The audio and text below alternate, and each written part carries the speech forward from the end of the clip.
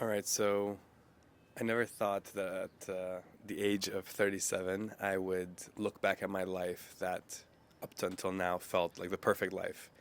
I had this vision of the perfect life, apartment in New York overlooking the Hudson River, big luxury building, rooftop, all the things you can imagine, trips, clothes, everything. And now I'm still happy. Still in a beautiful apartment in Lisbon. I can't complain there. But the life that I had built for myself wasn't the life that I thought I would have today, let's say. And I feel like there's this stigma of you can't change what you've done in your life, right? If you pick the path, you have to be on that path forever. Back in the day of our parents, they would get a job and then they would retire from that same place and work there for whatever, 45, 50 years. And now Gen Z doesn't even can't get jobs and doesn't want to get jobs. So that's its own thing. For us millennials, I think we're sort of stuck. A lot of us got jobs and we're switching. I think every 2 3 years is the average, maybe 5 years if you're lucky and you really enjoy it.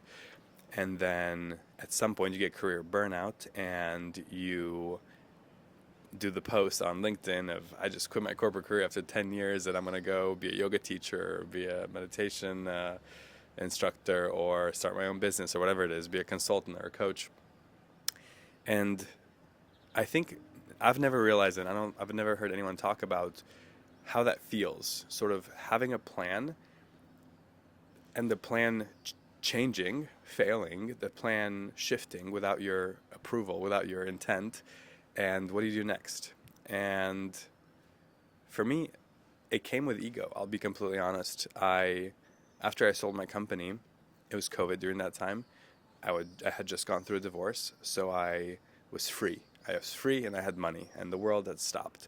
So I traveled. I was in Mexico. I was in Brazil. I was in Spain. I was in Turkey. I was all over the world. Anywhere that would let me in, I would be there.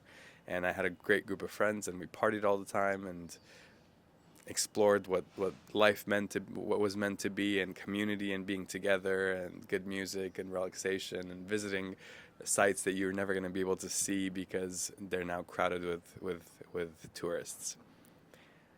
But then on the other side of that, what came was a lot of loss and a lot of confusion. It first started with I got really ambitious with how I was investing and trading my money, and I lost most of it because of it. And then I had to sit down and think, okay, now I don't just have unlimited income to do whatever I want. Now I have to go back. What do I want to do? And the first initial thought was exactly as you'd expect. My whole life I've been an entrepreneur. I'm gonna start a business again. It's easy, I can do it. But I realized that maybe it was a different age, maybe I had different ambitions, maybe it's just math and every so often you fail. And I failed and I failed and I failed and I was running out of money. Then I started looking into consulting, and that was like a nice way to get, like, let's say, a comfortable enough earning, but then the company went bankrupt. So I had to look somewhere else. And anyway, it was a challenging 2 3 years, let's say. And what I've learned in those 2 3 years is that within me starting businesses and within me being a founder, there wasn't like I liked everything. I was good at things. I'm really good at operations. I'm really good at figuring things out, setting up a company, setting up processes, keeping track of everything. What I really liked, and I never thought I liked it, is marketing.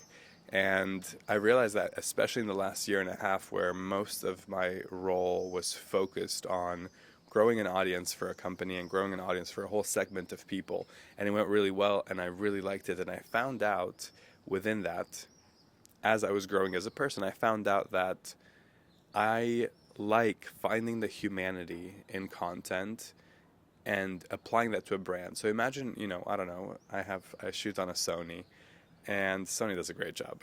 But there's, Sony, Canon, Fuji, Leica, Nikon, whatever. Imagine if there were new companies that all build cameras, and it would be really hard for you to understand why you should buy one over the other. Imagine, you're using a different ChatGPT, you're using Perplexity, or you're using Gemini or whatever instead of ChatGPT. Because tech's not a differentiator anymore, and it's democratized, which means anyone can, not anyone, but very many people could very easily vibe code, so create an app, let's say overnight, over a weekend, that could then be scaled and made a lot, it can make a lot of money, have a lot of users, and turn into a business. The problem with that, it's a beautiful thing, right? It's so good that we got there. But the problem with that is now, how do we pick, as a consumer, how do we pick what's important in a company? How do I pick the right company? One option is obviously they have a ton of capital and they bombard me with ads. But even then, the ads have to be catered more than just, come get an AI photo, because I see that 60 times a day. Why would I choose you over somebody else?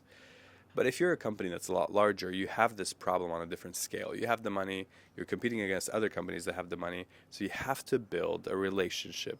And I realized that I've always liked sort of relationship analysis in general. I like looking at my own personal relationship and my love relationships and my friend relationships. And hardcore over the past, let's say, 2 years, I realized I like to look at relationships of customers and a brand.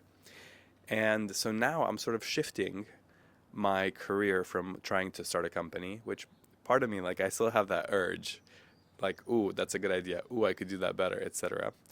But I'm resisting that urge because I think I can provide more value going into a company that's in that space, in that tech space, or in that B2B space, business to business, where it's even harder to have a personality, to have humanity behind that brand, and infuse it at every step of the way, so that I can be on a team with a company that all of a sudden has a soul, that everyone knows, that everybody wants or has some relationship with. It doesn't have to be a positive relationship, but it has some relationship too, and it has some feeling towards. So I think it's important to understand that we're really young. I'm 37, and I remember, whenever I guess I was 17, when my mom was 37, and I felt like she was a mom. She was like 37, so old, right?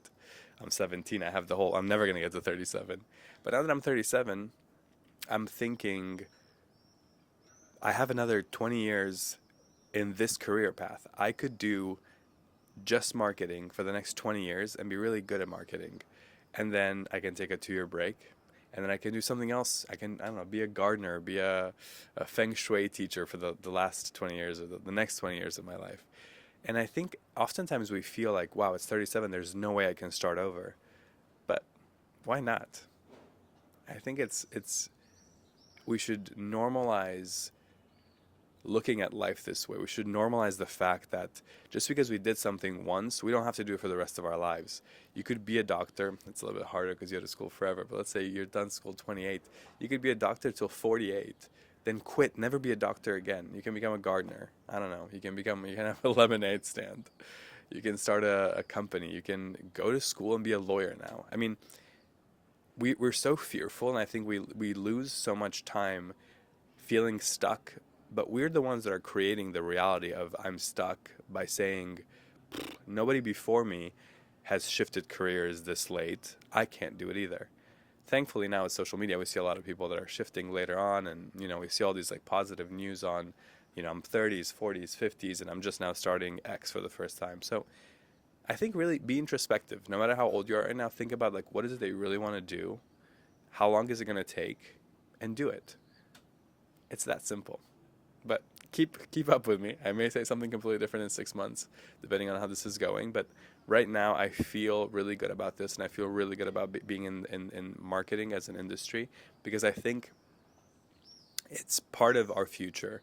It's part of what we need in the future is a story, a persona, and a feeling to have between a company and its customers. Otherwise, we're just going to have hundreds of thousands of companies and no customers because there's no reason to go to them. Cheers.